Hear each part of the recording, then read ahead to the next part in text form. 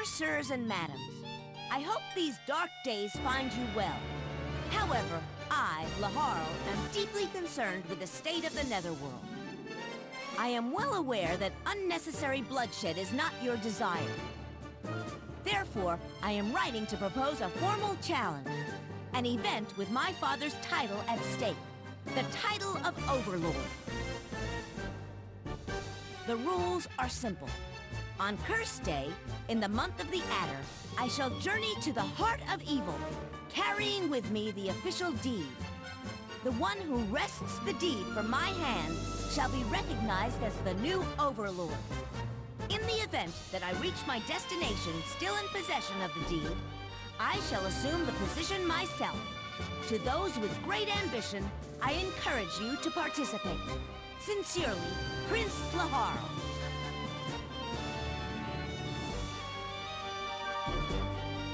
What do you think? Excellent penmanship, huh? Yes, but according to the Netherworld calendar, isn't today the designated day? That's right. I've ordered the printings to spread copies of this letter all over the Netherworld. The demons aiming to become Overlord are probably lying in ambush right now. Prince, is this offer open to anyone? Are you an idiot? Don't you get it? There's no deed for the position of Overlord. Huh? This is a trap. Look at what's happened recently. I thought that I might as well get rid of anyone still planning to claim the throne. Oh, I see. And when I've defeated them all, I will be the unquestioned Overlord!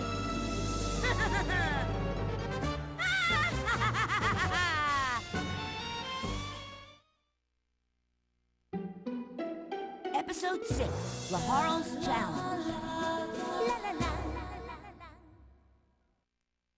Welcome back to Let's Play Disgaea, Hour of Darkness. Sorry about the schedule slip, some personal issues came up, and I was unable to record during the time. But Laharl has devised a somewhat clever plan. He's going to make a journey in which he claims to be holding a deed that's for the position of Overlord, but in reality no such deed exists. This will lure out anyone who's planning to take the title of Overlord, and if Laharl defeats them all, then that's good. No one can prove that there isn't a deed, and he can just take the title of Overlord.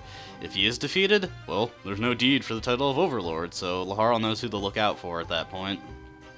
Now, one thing we're going to do first is, you may remember back in the second video, I believe, I pressed a bunch of switches around the Overlord's castle, and I said I'd come back to what those unlock later. And now is the time for that, because some of the messages that you would get from that kind of spoil the whole extent of how Etna is betraying Laharl and why, and just kind of reveals the whole Medeiros thing before it happens. Prince, I'm going to the bathroom, okay? So when you check that corner wall, after you've pressed the two switches, you go to Etna's secret chamber.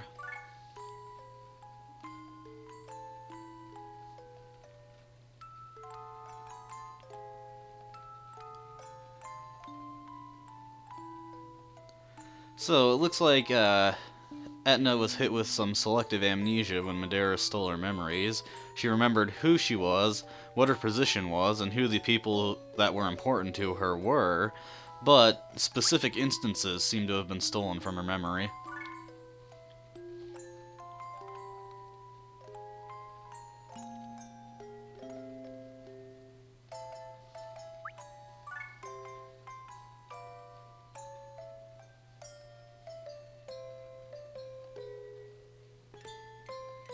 Looks like Etna was actually pretty serious about the whole plot. She may very well have attacked Etna may have attacked Flan had Flan proved to be a problem.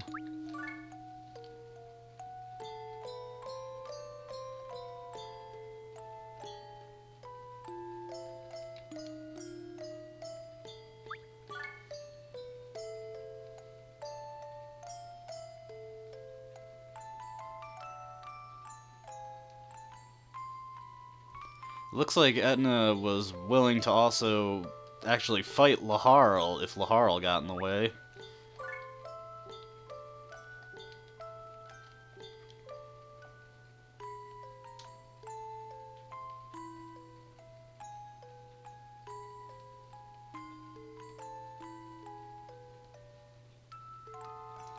It also looks like Etna, after the whole plan unraveled, seems to have developed a small amount of respect for Laharl, as she was genuinely expecting him to kill her for betraying him. I wonder if she feels bad about all her treachery up until that point. But I guess that's not a huge issue right now. We'll see more entries as the game progresses. There's a new one each chapter, and there's a very good reason you want to find Etna's secret chamber. Now let's look at our new character, Medeiros. As you can see, Medeiros is pretty high leveled at level 19, and he's basically in the same boat as Hogmiser, is a high leveled monster character who joins you as a result of natural story progression. He's got decent stats, and overall, if you feel your team is having a little bit of trouble, he's a decent crutch. His one skill is Chaos Fire, and as you saw in the last video, it's a pretty weak skill. So, not that useful. You're probably just going to have him do a lot of standard attacks unless you can exploit a fire weakness. Now, one thing we haven't done in a while is take a promotion exam, so we're going to do one of those. Because after we complete this promotion exam, if I remember correctly, we unlock a very important mechanic that I won't be utilizing right now, but when I start doing the post-game maps, it's going to be something that I have to do a lot of. So, I may have said in error that there isn't really much strategy to these promotion exam maps. It's just having a really strong character and who can steamroll all these enemies.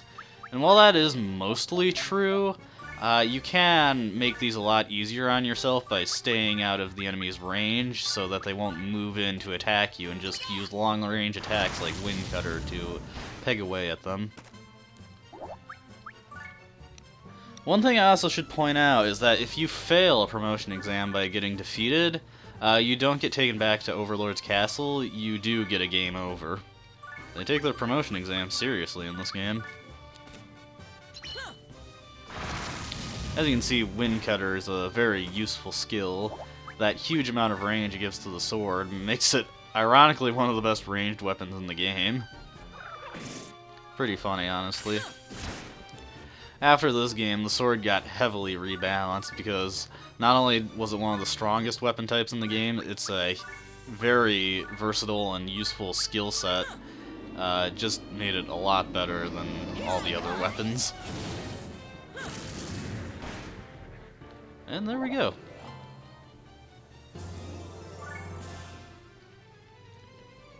Let's see what that unlocked for us.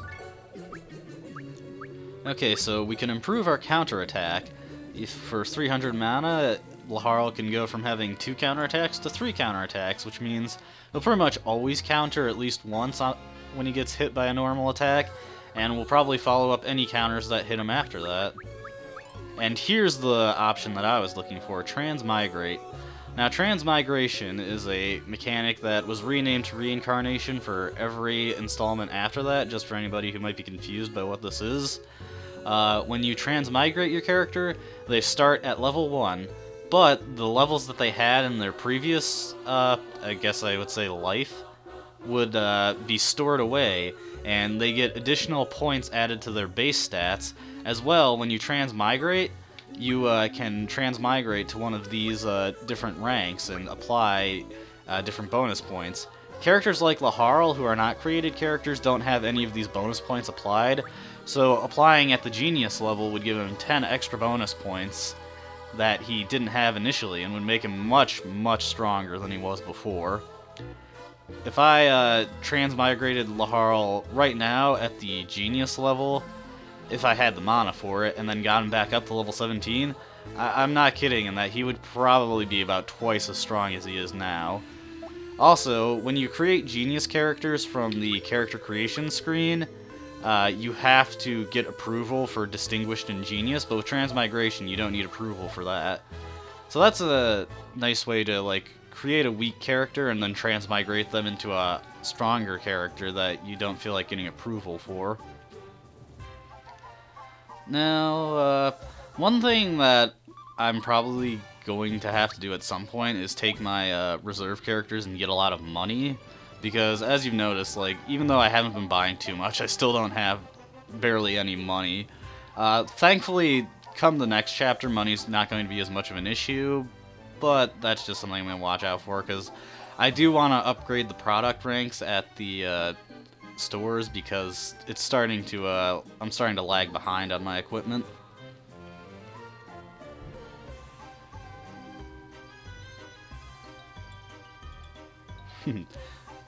I considered making note that all the vassals were missing, but I figured you'd notice.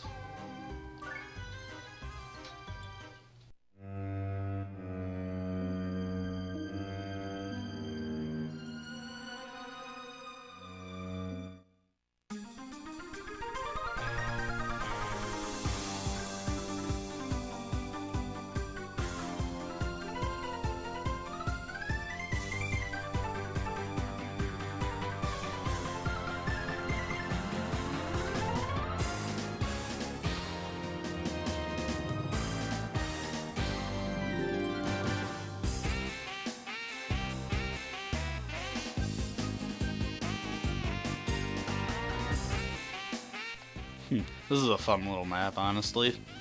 So as you can see, everyone and their grandmother is lining up to take the position of Overlord. Now, I started to realize when I was getting to this point that I'm kind of underleveled, because you're actually supposed to be able to outlevel these guys by a pretty decent amount with most of your characters. So, yeah, kind of underleveled for this point in the game.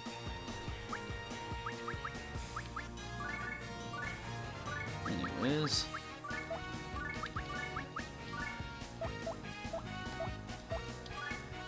just gonna set up these two for a Braveheart. I wish I had the line Braveheart, but that'll take time. One thing I didn't mention about skill experience and the rate at which you gain it is that every character has a different rate at which they gain skill experience. So Laharl with a sword, although this might not be a fitting example because I actually don't know this or not, but Laharl with a sword doesn't gain like experience at the same rate as Fu with a sword would for their skills. But I may be incorrect on that, so don't quote me on that. The more relevant example would be Lucille versus Flan. Lucille gains less skill experience with her spells as opposed to Flan. I'm gonna need someone who can hold this choke point. Not much room to move, so we just gotta let these guys come to us and take them out. And what are the weaknesses of these guys? 2 wins. It's good enough for me.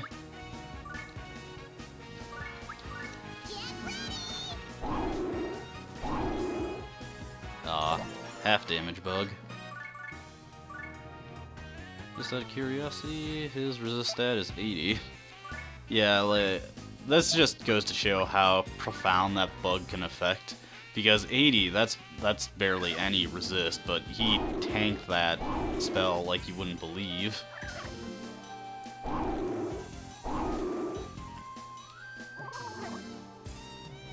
I have to wonder why I deployed Helena. She doesn't exactly benefit at the moment. Oh well. If the damage gets too heavy, I can just have Flan use Power of Love. These guys aren't particularly strong.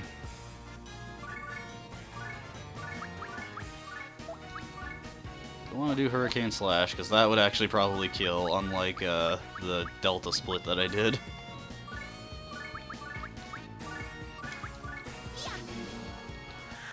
Laharl is pretty strong, but this Braveheart pushes him over the edge and allows him to do a lot more damage than he would be able to otherwise.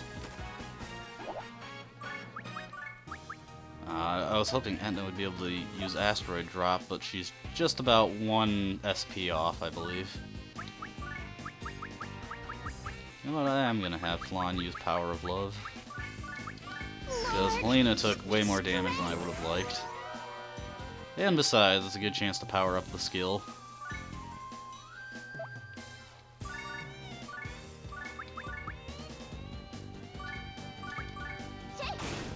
I'm probably putting Fu in a pretty precarious position here, but it's not a big deal.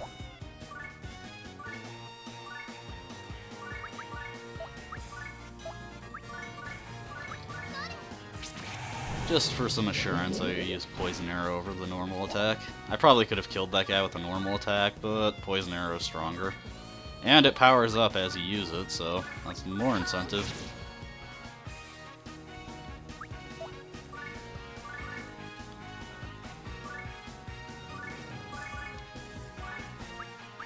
Alright, let's see what they do. Luckily, with Wind Cutter, Laharl can take out a pretty decent line of these guys every turn. It's nice when the AI does that and heals your allies.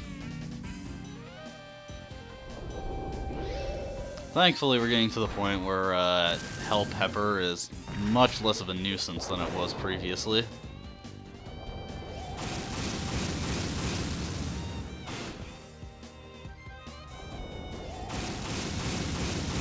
So this is the kind of map where the fact that you can't turn off animations gets kind of annoying, because there's a lot of guys taking their actions every turn. And someone must have had something that was able to paralyze.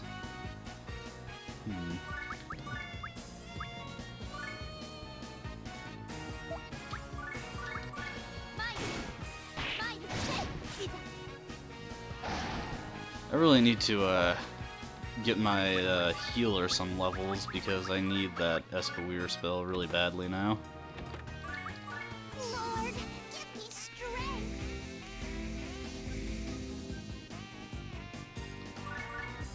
If I put Etna out there, she would probably get killed, so I'm gonna have to hold my horses there.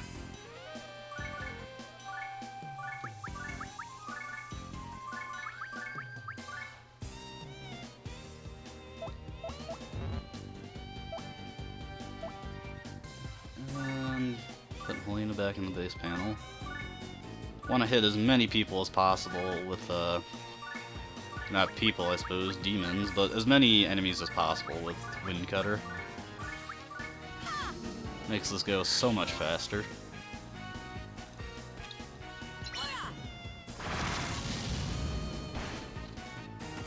Okay.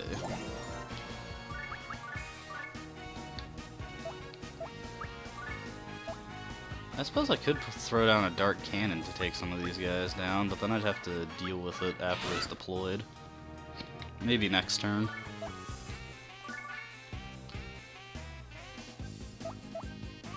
You know what? I'm feeling a little overconfident right now. Perfect.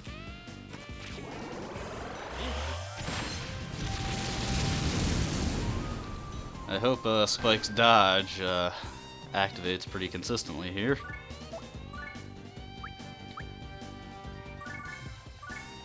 And since we have him, let's get Medeiros out here. What is the range on Chaos Fire? That's actually not a bad range. But as you can see, with his decent levels and equipment, Medeiros does a good amount of damage.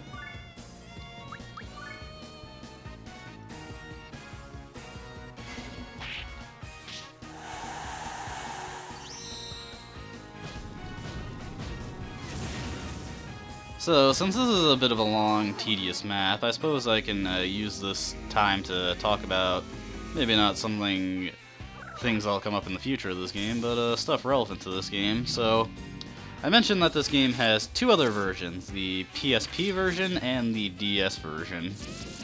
And I'm not particularly a big fan of these versions, for different reasons. In the case of the DS version, although the DS version has additional content, it really badly fell to the limitations of the Nintendo DS hardware. Like, I know this game looks pretty simple, but the Disgaea games were actually designed to take as big an advantage of the hardware they're built for as possible, and it was totally designed for the PS2, and when they tried to bring it over to the DS, bad things happened. Very poor frame rate, a lot of animation slowed the game down, graphics, took an obvious dip in quality, and the resolution was really bad. The text looked awful. So that's the problem with the DS version. For the PSP version, I'll admit the reasons I don't like the PSP version are a bit more petty. For the PSP version, they replaced a lot of the voice actors because at least one of the actors in the game had died, and they didn't want to be disrespectful by bringing his voice back, since obviously you can't get permission from a dead guy. But also, Etna got her voice replaced by Michelle Ruff, who, after this game, took up the place of voicing the character. And I've never particularly been a fan of her performance as Etna. Sorry.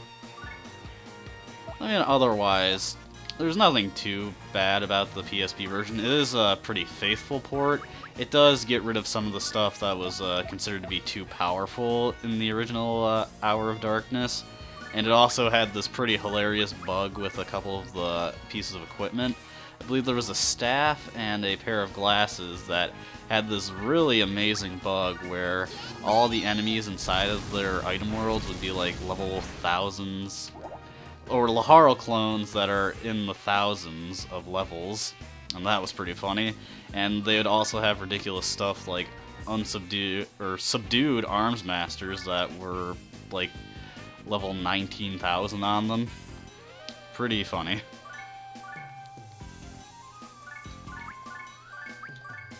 I suppose I should play the PSP version at least once. I try not to say bad things about games I actually haven't played, so maybe I'm not like in my right place to say that kind of stuff, but I've seen enough of the versions to know their problems, and I don't know.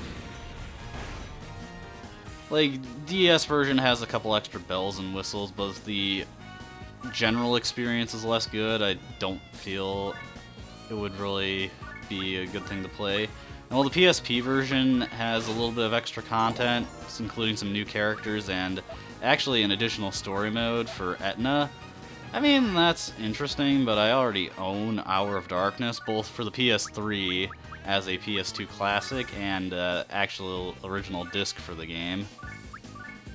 Though it just doesn't seem like it has enough to make it a worthwhile investment.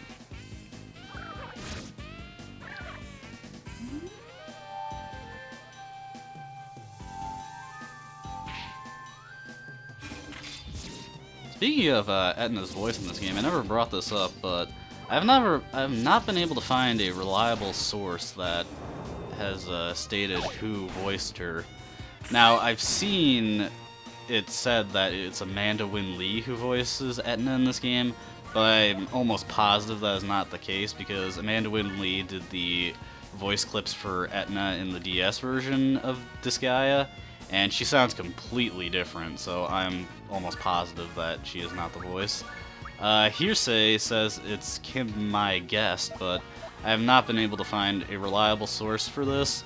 I've seen it on Wikipedia, I've seen it on GameFAQs, and the most reliable place I've seen it is IMDb, but I have not seen any, like, thing that definitively says she did the voice or not, because most of the voices went uncredited for this game.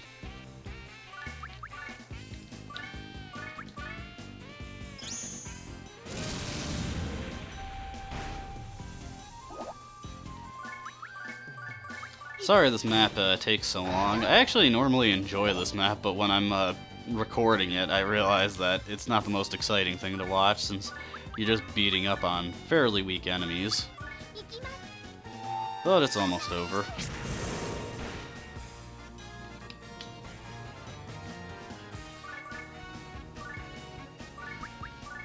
What are these guys weak to?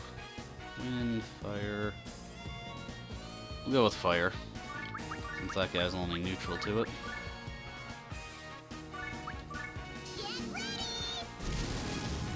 This is the one really nice thing about spells, is not even just their range, but they're much less picky about like restrictions on area of effect and such.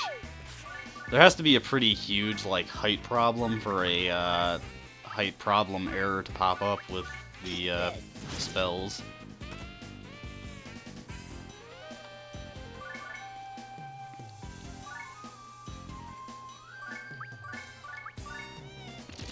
Alright, just a couple more and then we should be done.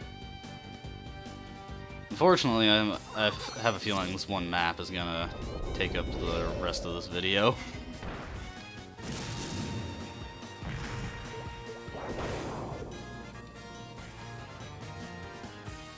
But it was not too bad. It gave me a chance to talk about other stuff that I normally am actually going a bit too fast to really comment on them.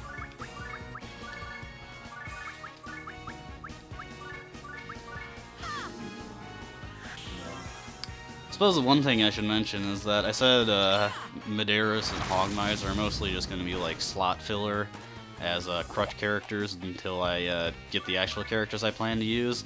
Those characters are going to be a little while off. You don't meet them until Chapter 9, and you can't actually use them until Chapter 10.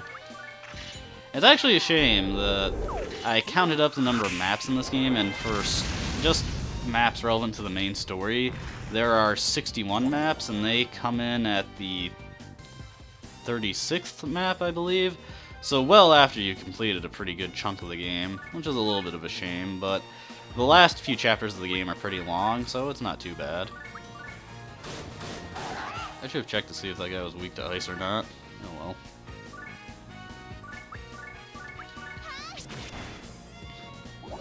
Alright, so first big batch of demons that are in our way were cleared out. Got some nice experience. Ooh, wow. That might have actually gotten us a couple levels. Let's check it out. I should have checked that out and deployed my cleric. Could have gotten her some experience. Oh well. Not a huge deal. Any prizes for me? No. How sad. Well, as much as I'd like to go on to the next map, this video's been going on for a while. I would like to show off the next one, but since I've did a lot of story stuff in this one, or not necessarily story stuff, but showed off a lot of things besides the story map, I feel this is good enough of progress. So I thank you for watching the video, and I promise we'll get more maps done. The rest of the maps in this chapter are not nearly as long as that first one. And I hope you have a nice day. Until next time. See ya.